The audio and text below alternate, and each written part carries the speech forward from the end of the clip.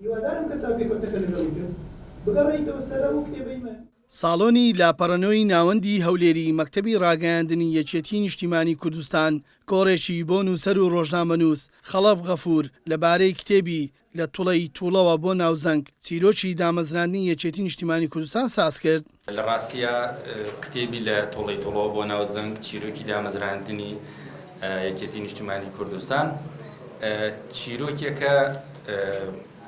چۆن لە زاری چوار کەس چوار لە ئەندامانی دەستەی دامەزرێنەری یەکێتی نیشتیمانی کوردستانەوە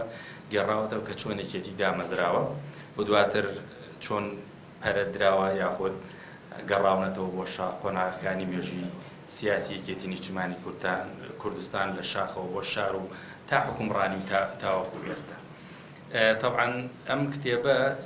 چاوپێکەوتنە لەگەڵ چوار لە ئەندامانی دەستەی دامەزرێنەر لە کۆی حەوت کەس کە سییانیان بەداخەوە نەتوانرا یاخود دەرفەت نەڕەخسامن چاوپێکەوتنیان لەگەڵا بکەم ئەگەرچی لەگەڵ کاک نەوشیروان و دکتۆر کەمال فوادیش هەوڵمدا کە بیکەم بەڵام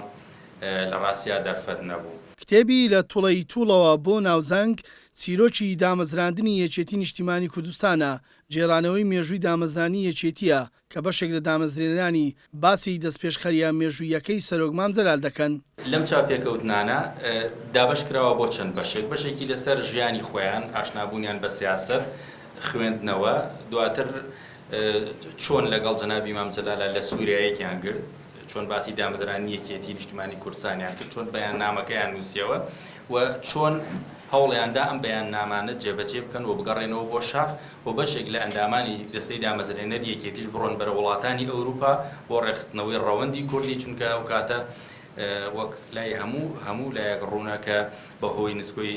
شۆڕشی ساڵی 1975 خەڵ لە جۆرێک لە ناومێدیە ئەژیا و بارودۆخێکی دەرونی ناجێگی ڕووی کردبووە بەشێکی زۆر لە سەرکردەکانی شۆڕش و دژمنیش حکوومەتی بەعسش ئەو کاتە لە ترۆپکی سەرکەوتنەکانی خۆیان بوو پێی وا بۆ کورد ناتوانێت خۆی ڕێک بخاتەوە و با بڵێن ئەم مێژووی خۆی دووبارە بکاتەوە بەردەوامی بدا بە شۆڕش. من گرنگی ئەم کتێبە لەوە ئەبینم کە خۆیان کەسەکان خۆیان با بڵێن چۆنێتی دامەزرانی یەکێتیان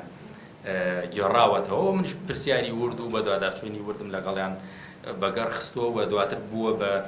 ئەم کتێبە. کتێبی لە توڵەی تووڵەوە بۆ ناوزەنگ چیرۆکی دامەزرانی یەکێتی نیشتیمانی کوردستانە چاوپێکەوتنە لەگەڵ چوار لە حەوت هەواڵی دەستەی دامەزرێنن یەکێتی کە بریتین لە دکتۆر فواد معسووم، عومەر شێغموس، عادل موراد و عەبدوڕەزاق فەیلی. کتێبەکە سەرەتای ژیانی هەرێکێکیان باز دەکات و تێکەڵبوونیان بە بزنەوەی ڕزگاری خوازی گەلی کورد هەروەک باز لە دامەزرانی یەکێتی نیشتیمانی کوردستان دەکەن. کاروان مەسعود، گەلی کوردستان، هەولێر.